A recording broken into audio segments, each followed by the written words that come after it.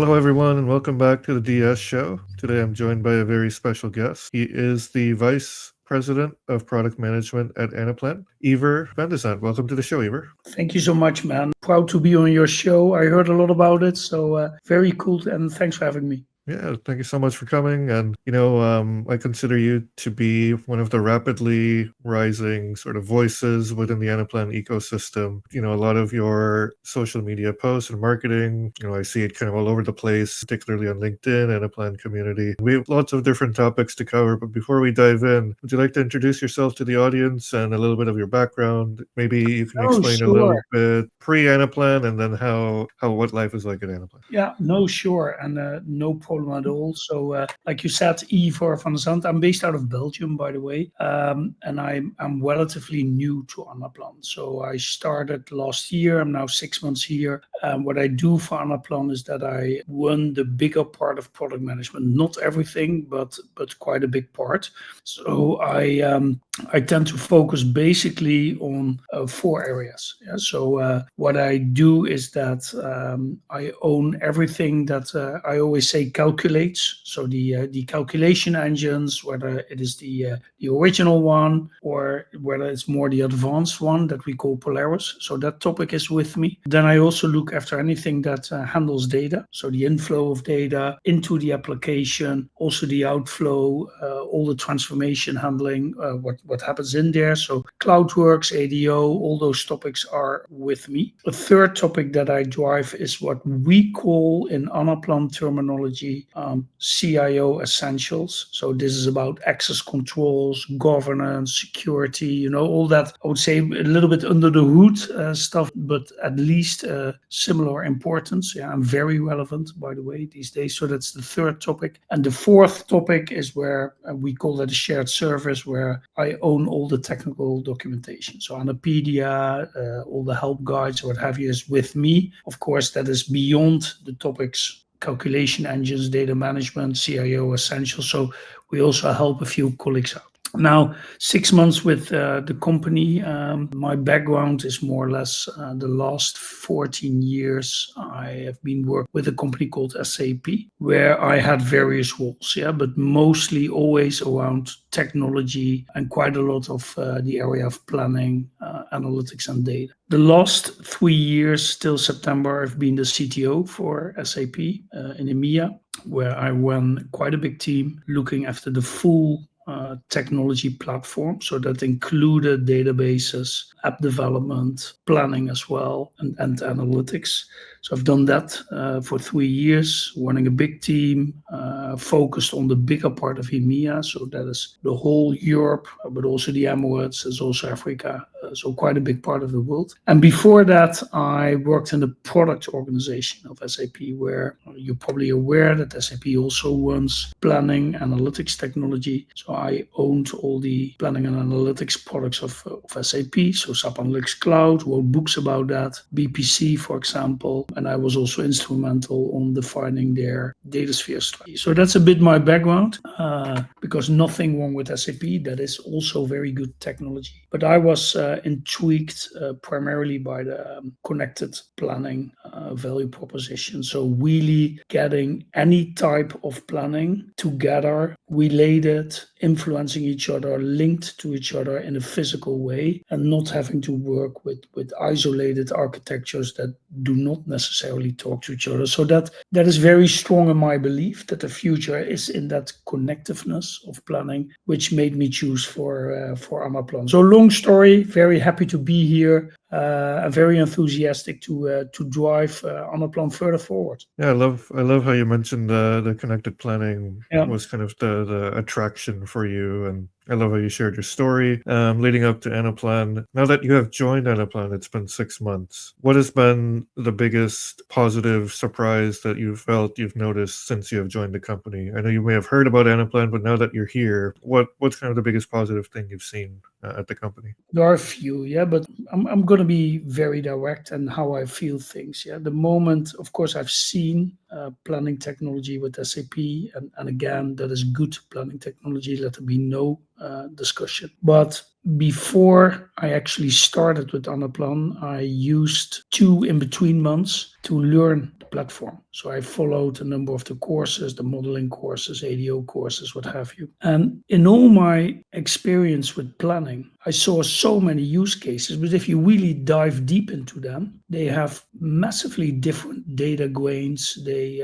look at financial or business planning as one bucket that is on a way more, I would say, holistic level than something, for example, the other spectrum, supply chain planning or demand planning, which is extremely granular. And in my history, where I came from, I always struggled, customers want those 2 types of planning to talk to each other, and make it even more complex, bring in workforce planning that again has a complete other grain of planning. And I was deeply impressed and still am impressed that all is handled in one engine. That is very, very powerful, what Anaplan can offer. And that is one of I knew it a bit, I read about it, but I've never seen or touched it. That was a very positive experience, especially in the beginning when I came there. I think a few other things, of course, Anaplan is not too big. So we have 16 or 1700 people, meaning that there's quite some intimacy in the organization, a kind of a family feeling. And that feels very attractive if you're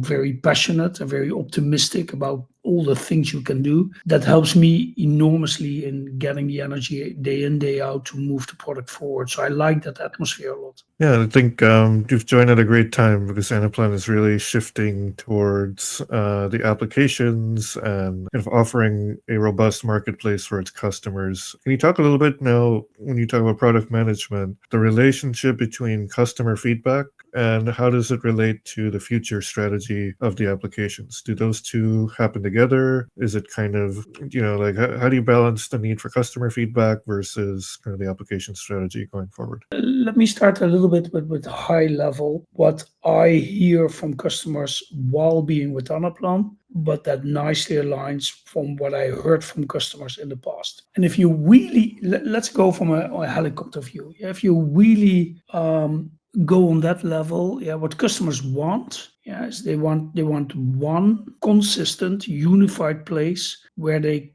can handle, synchronize, and link all their planning use cases, whatever type of planning it is, whether it's capacity planning, financial planning, whether it is demand planning or supply chain planning or workforce planning or name it. We all know how many different types are, all with their own characteristics. One place to get that all together. And the place should be extremely agile and dynamic, and we probably talk about that a little bit later on. I think that is one thing that I hear. Second, of course, I think we need to be honest towards each other. Yes, planning as a process, planning as I'd almost say science, planning as a area of interest is not easy.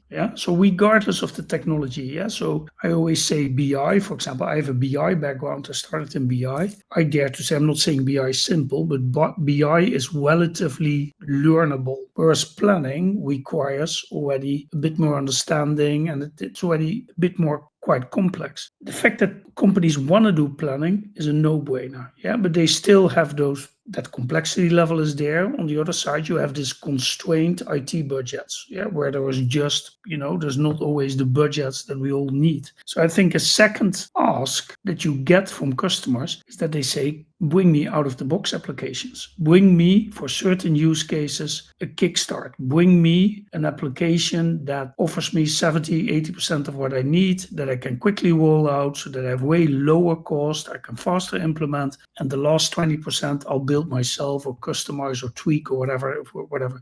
So I think that the second one that I see is really this out-of-the-box applications. And the third one, and that's slightly more narrow, if you look to one specific persona in our space where we all are, that is most likely the office of the CFO. I think over there, the question comes back from, can you give me a kind of a one-stop shop? Can you give me not only the financial planning, but also bring me the consolidation part? And that was also what I saw in the past. In all my experience, it's quite often a debate, different applications, different technology, didn't necessarily talk to each other. So I think if you can answer to that question, also provide a solution for customers where they not only can do their forecasting, budgeting and planning, but also their consolidation. I think that's a third big ask that I see in the world. Yeah, it's quite fascinating because when you think about sort of the connected planning journey of a customer, even if you look back a few years ago, it could take that customer maybe 6 months, a year, 2 years, 3 years. It could take a while for those honeycombs to come together. Well, it seems like today that time to value is really shrinking and customers can get up and running faster. No, and I if I may add to that, and again,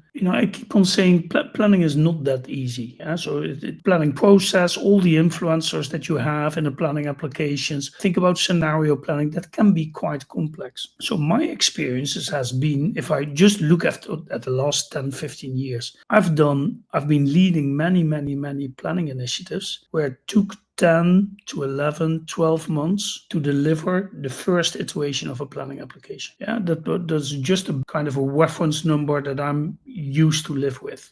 10, 12 months for a planning application. If you see what we can do today with pre-built applications, we narrowed that down to 8 to 12 weeks. That is, of course, that's massive. And I'm not saying that, again, I want to be honest, that I'm not saying we are covering exactly 100% what a customer wants, but if you can cover like we do 70, 80% and customize the latter, the remaining part, you make a big step. Now, I'm thinking about just one of the customers we're working with as an example, right? And kind of its life cycle journey, right? So if you imagine in 2018, this customer purchased Anaplan, they went through an implementation, and let's just say it may have gotten them 60 to 70% of what they were looking for. We were brought in to sort of help optimize and rebuild, redesign the model. We got that customer to a spot where they were very happy with Anaplan. Now you fast forward a year later, they went through an acquisition, and so that entire planning process, they had to rebuild again. Right. And then fast forward now 2 years again later, they had to redesign their planning process again because they went through a reorg. Maybe explain a little bit about how, as a customer evolves, right, and their internal business changes, how do you see applications changing with the business? So I think the examples that you mentioned are quite nice because they so exactly describe what is happening with a customer who starts building something and then suddenly something happens. I think a few things that I pick in here. So first of all, if you look at Anaplan as a company, if you look to our product strategy, the product strategy itself is based on 4 key investment areas. There's a lot of things that we are developing, but if you really roll them up and see what are the 4 big areas where you place your cards, where you invest. One of them is data orchestration. One of them is ensuring, we all know, interested also in your opinion, typically 65% of the effort of every planning application is data prep. I recently did a webinar with a big financial institution, and they did their own survey and they also came to that number, 65% of. So what we are trying to do with ADO, one of those 4 key investment areas, is provide customers with a very transparent data orchestration facility saying, we just acquired a company and we need to bring in their data into our application, or wait a second, we acquired a company and now our source databases are going to change, or what have you. That should be, I'm not saying simple, but that should be very doable because that's happening to every organization. So it's one of the reasons to invest in data orchestration, to make that process of changing incoming data and adapting to the needs of the planning model easier is one of the reasons to go there. Another areas, of course, is customers with multiple use cases. So customers who say, I have a planning use case for financial planning. I also run initiatives for HR planning, and I run initiatives for demand planning. I just make up something. We started this debate about connected applications. So we today already are able to connect those use cases towards each other. And I think the plans that we have, and we are very, very close to actually delivering them, is using that same data orchestration platform to allow customers to run a kind of to manage and run kind of a master data for planning. And I'll need to explain myself a little bit. So customer with 3 different planning use cases, those use cases probably share some common key entities or some common data dimensions, as they are somewhat could be a cost center that applies to all three of them, could be the currency table, could be whatever, product table, you know what I mean. And especially in the dynamic environments that you described, you might want to be able to those shared dimensions to manage them centrally. Yeah, that's why I give them the nickname master planning data. Yeah, with a configurator where you say, the hierarchy for that one needs to be like that. The data shielded, only certain people can change it or access it, and it applies to every use case. I think the crux in the answer to your question is in a combination of proper data orchestration and properly managing your master data. Yeah, I think you couldn't have been more spot on as someone who's also, well versed in some of these technologies like MuleSoft, Boomi, Informatica, Anaplan Connect, CloudWorks, which, by the way, I feel like a very few handful of folks in the Anaplan ecosystem even dive into those areas just because it's a very specialized sort of skill set. I've been the biggest fan of what, ADO and what Anaplan is doing there because it really feels like if Anaplan can nail this natively within its own system, it really allows the business to own their own master data management, right? And that idea of connected planning, if you're doing it natively, it allows Anaplan to then dictate where the data goes, how it gets there, how you manipulate it, right? And to have that level of control internally is I think, one of the biggest unlocks for the future. Yeah, if you allow me to add on that, I know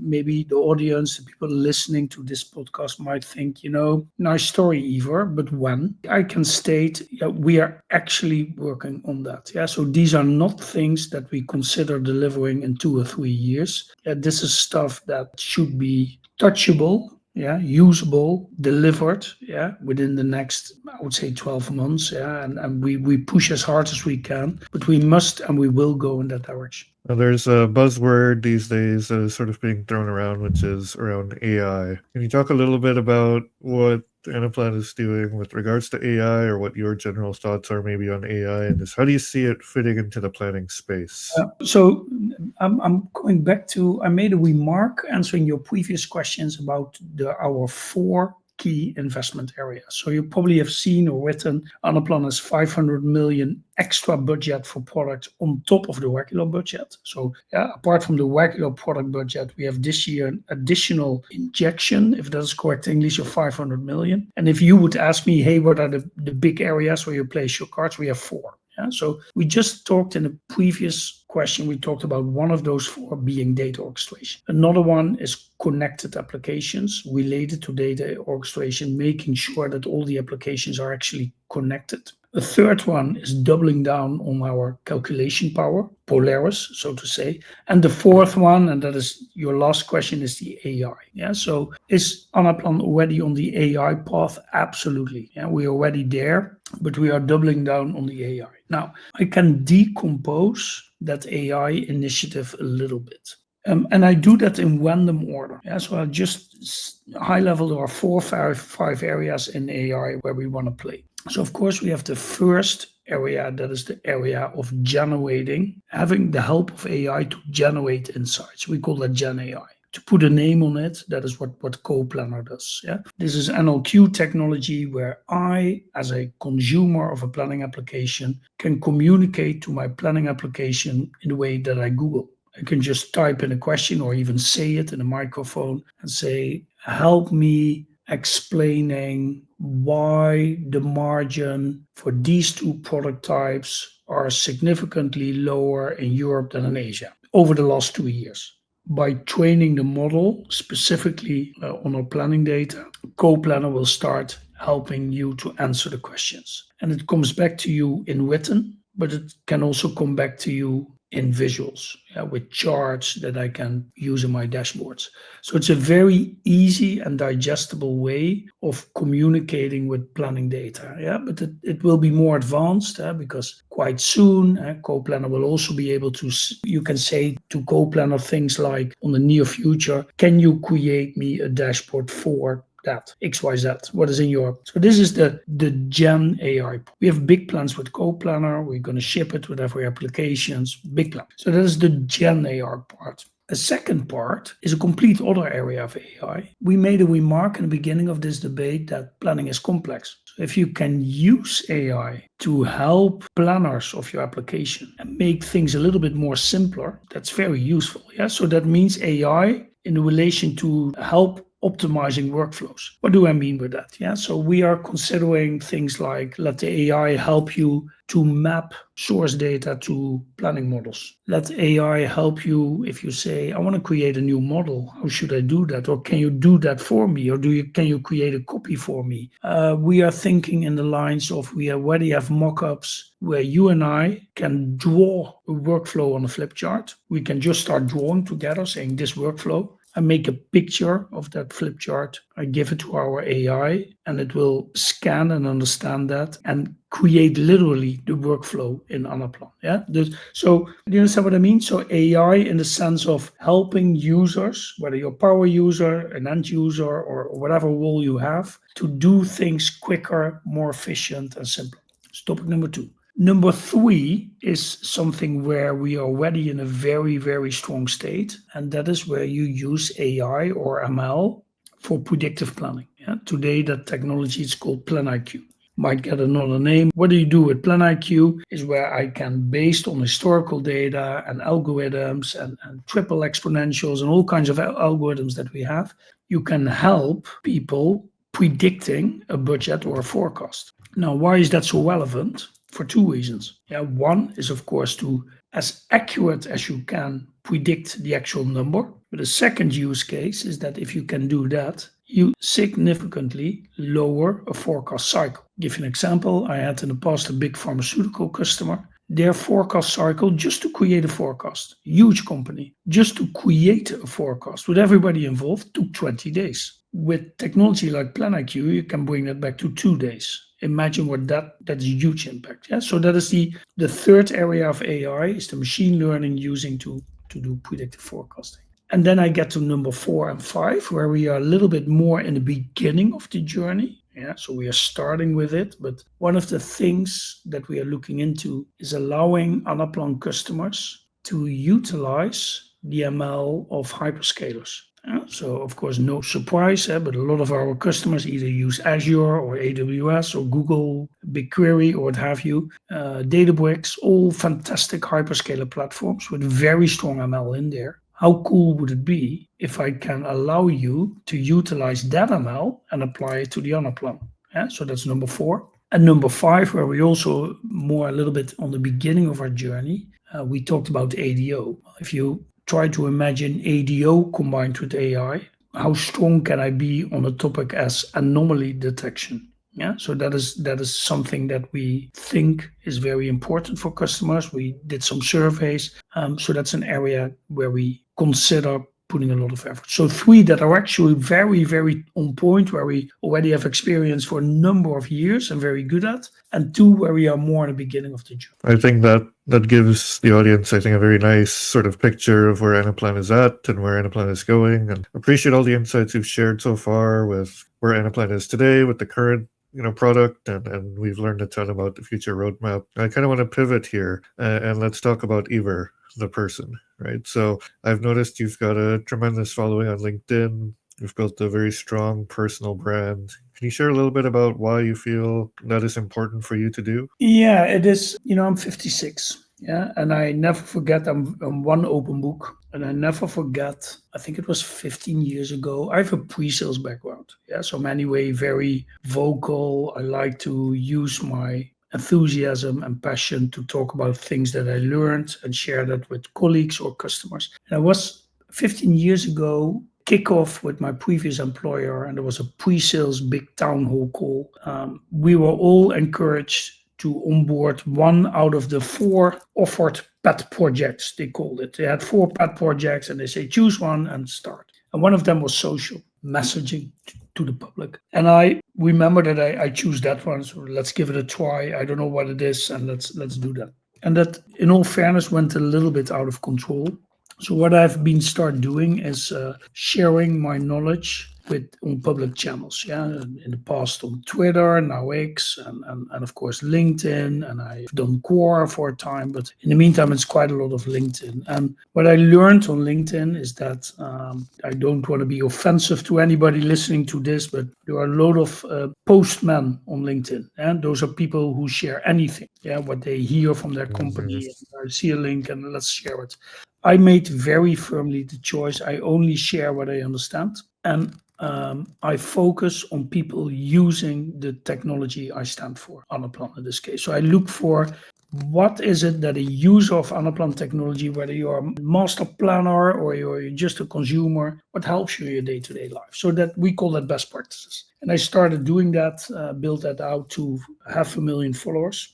Wrote books about it, a lot of videos, or what have you. And I still do that for Anaplan. Why? Because I think it's important that users not only learn from me, yeah, but also from each other. So I'm extremely strong on community thinking, sharing best practices, learning. I can learn from you, yeah, and maybe there's one or two topics where you can learn from me. I don't know, yeah. But I'm very strong on that. So bottom line, it just grew into my life. I spent every day an hour on LinkedIn. I do that from 6 till 7 in the morning every day. Also at Christmas, on Sundays, on Saturdays when it rains. But I like it.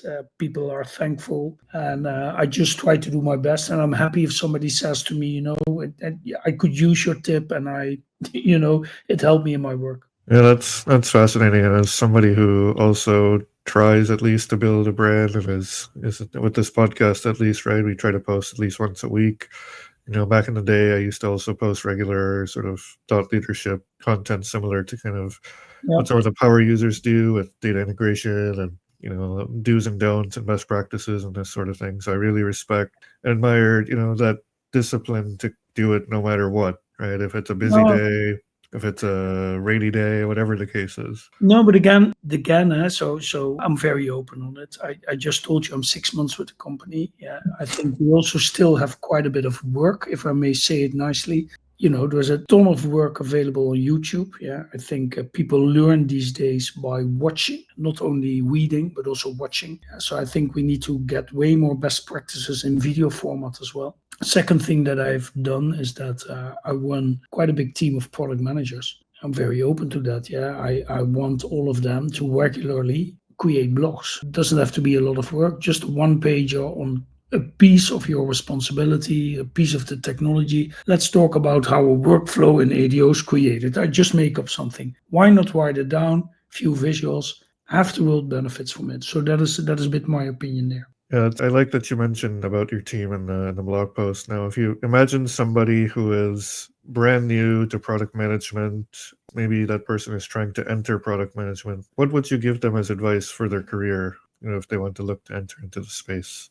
Yeah, there's so much to advise, but I go with something. It seems so simple, but I'm deeply convinced you have to do it. You have to be with your hands in the oil. I'm not sure if that's correct English, yeah, but whether you want to become a product manager with Coupa or at Anaplan or at Microsoft or what have you, it helps you so enormously when you play around with the tech yourself. And that is not just looking at YouTube and reading a few videos, but believe me, honestly, believe me, also in my role, I open up Anaplan on a Sunday and I do my personal finance in Anaplan.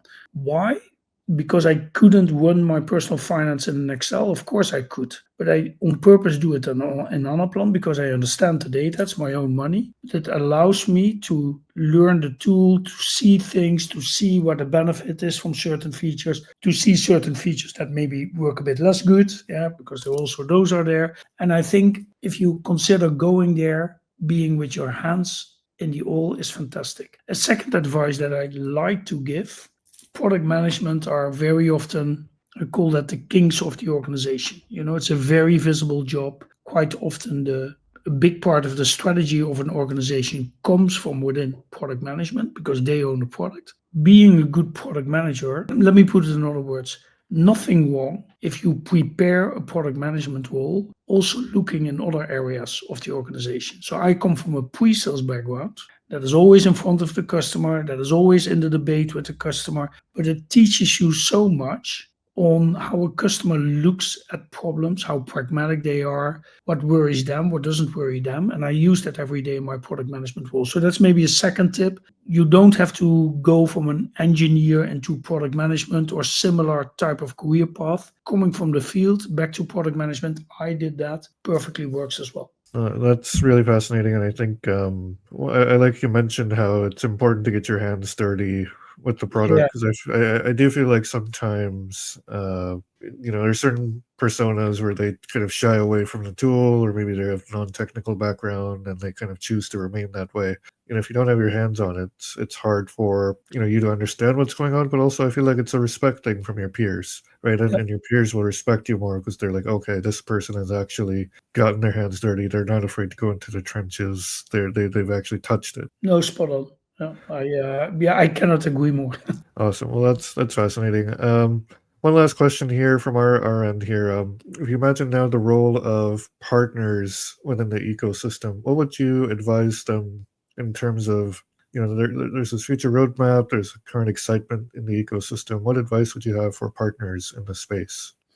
So before I try to answer that question, first of all, I hope that everybody listening to this podcast agrees with me. We cannot do without partners, period. Yeah, I think we've been public a few times. Anaplan is a 1 billion plus company, but the ambition is triple or even 5 times that number. Yeah, so that means scaling. We think we have the product for that, but I think everybody, if I would say we can do that on our own, nobody would believe me, and right you are. Yeah, so you can only scale up with partners on every level, whether it is bringing more use cases, more users, more customers to Anaplan. There you need help of partners, but it's also supporting everything with projects to be delivered, what have you. Now, a few things are going on. You already mentioned the applications, so the pre-built applications.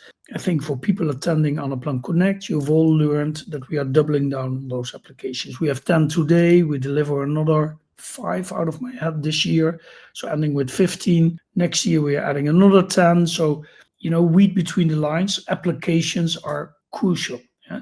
Those applications will all be handled, so-called platform application framework, which, now it comes, we also will make available for partners. So partners can also start building applications. Not only Anaplan, also partners can do that. That is where we are going to. And again, that won't be in 5 years. That will all happen quite quickly. So I think for partners, that is super, super relevant. Now, to answer your question, there's so many aspects, and I'll keep it short, I promise you. There's also this permanent challenge of partners keeping up to date on what we're all doing. Yeah, and we only look at planning, but that already goes super quick. If you see what we all release, I can imagine that partners, it won't be easy to always follow and stay up to date. So that is why I would be careful as partners to pick your bets. Make sure that you attend the partner calls. We have fantastic partner managers within Anaplan who they ask me sometimes to talk. So I talk to partners, roadmap initiatives, what they can expect. I think it's important as a partner to stay close. And I can tell you, we see you. We are very aware which partners are active or reaching out to us or, doing fantastic things like you do. Yeah, just call me. We grab a coffee at AKO, and now we are together in this podcast. Believe me on my word, we see that, we remember that, and that will help us both. Let me put it in that way. So I think a certain level of proactivity, showing that you want to be there, showing that you want to help as a partner also helps. And no, it is not a problem if you are a smaller boutique partner who's very specialized, or whether you are a big system integrator, hundreds of thousands of people working with you. A certain proactivity from the partner towards us and putting your shoulders together under a challenge. I think that is recognized by Anaplan in a very smart and good way. I can tell you from the heart. Yeah, I think that will benefit partners a lot. Yeah, I think I couldn't agree more. And one thing I like to generally say, even when I'm at the conferences, when I speak to other partners, right, is, Anaplan has laid out a vision. As a partner, you have a choice. You can either be supportive of that idea or the vision, or you can perhaps do the opposite. Yeah. And, I think just from a partnership and relationship standpoint, it's in perhaps the partner's best interest to be aligned with Anaplan, right? Like, it's a relationship, it's a two-way relationship, right? And if you want to get something out of it, you need to put equal or more investment into it, right? And I find that it's so simple, but yet you'd be surprised how that could go a long way. Well, Daanish, I cannot agree more with you. Yeah, so I'm not going to repeat what you said, but this is how it works. All right. Well, I appreciate the conversation and you sharing your story and sharing a lot of the roadmap. Is there any last piece of advice or words of wisdom you'd like to leave the audience with as we wrap up? I think, stay close with us, keep on doing things like this. We briefly talked about sharing best practices. I do that on LinkedIn, just follow me, but it's not so much the follow. I would like you to respond, yeah, and to say this is what we are missing, and this is we have a gap over, but because there will be gaps, yeah, there's always something to work on. So having an open debate together about what we all like, yeah, that's planning. That's why we all are friends together. That is something that I would love to have a look at. I think furthermore, we have quite a bunch of series of Anaplan Connects coming. London is coming, San Jose is coming. We have Tokyo and more. Frankfurt is starting again. Come and visit. Come and say hello. I'm there. My colleagues are there. There's a big audience of products all the time over there. We are very happy to share our insights, knowledge, and answer your questions. All right, Iver. It's been a pleasure. Thank you so much for coming on the show, and hope you have a great rest of your week. And we'll see you at the next time. Thanks for having me. Thanks for having me. I really like this, Daanish. Thank you so much. All right. Cheers. All right. Well, that wraps it up for this episode of the DS Show. We'll see you guys in the next episode.